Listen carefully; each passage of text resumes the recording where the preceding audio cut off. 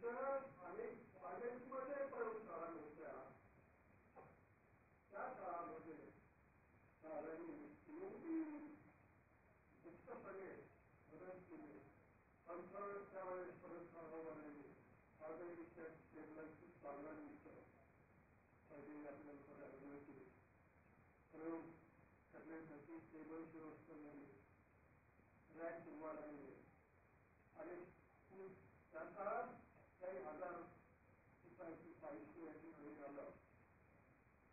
ते काही त्याची गंमत म्हणून मी सांगत नाही.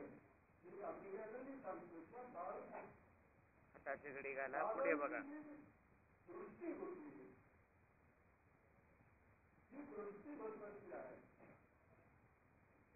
आपल्या खेड्यात असलेल्या मुलांना प्रयोग पाहिजे.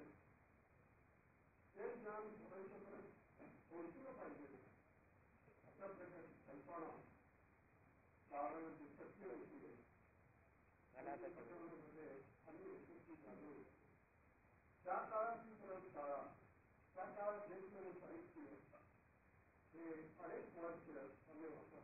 आणि त्यामुळे मी इथं नव्हतो. मी इथं केलं विद्यालयाचं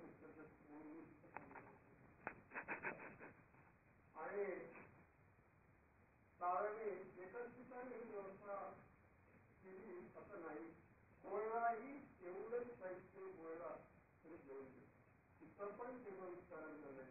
प्रयोगशाळेसाठी एक छोटी हॉल थोडा आवडतो आहे अजूनला तो हॉल आम्ही त्या काळात निर्माण केला. आणि पोरांना प्रत्येक एक ना एक प्रयोग करता येईल तेवढं साहित्य आम्ही त्या काळात पोरांनाही निर्माण केलं आणि पंचाळालाही निर्माण केलं. आणि हे फक्त साधा हो आम्ही केलं.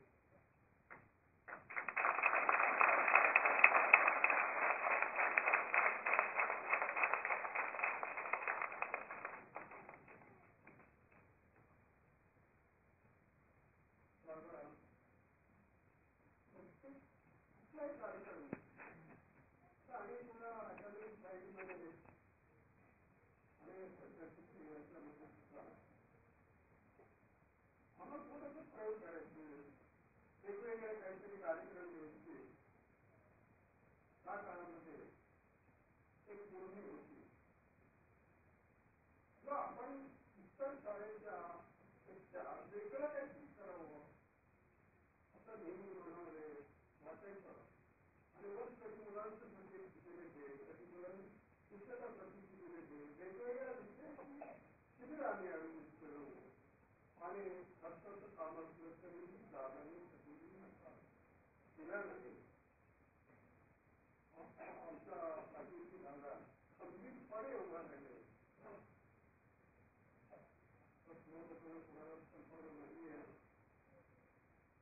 पण त्या काळामध्ये आपल्याला जे शिक्षक होते हा शिक्षक खूप मनस्वी कष्ट केलेला शिक्षक. तिच्या सोबत असलेले कदमपुरी तुम्हाला कुणालाही माहीत नाही. कारण तुमचे जन्म त्यावेळेस नव्हते.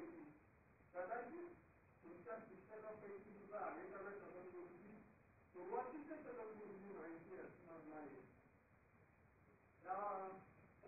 ही माणसं अत्यंत सगळं सगळं सहाय्य ट्रस्टमध्ये धरणे उचलून होता. कुणाला काही मागून नव्हे, सगळं उचलून ट्रस्ट भरण्याचं काम एका कदमी केलेलं. आणि दिवस रात्र इथल्या मुलांच्या मध्ये ते राहत होते. आज किती मिळाला एवढंच आहे. हा प्रश्न आहे. पण साधारण विसरून चालू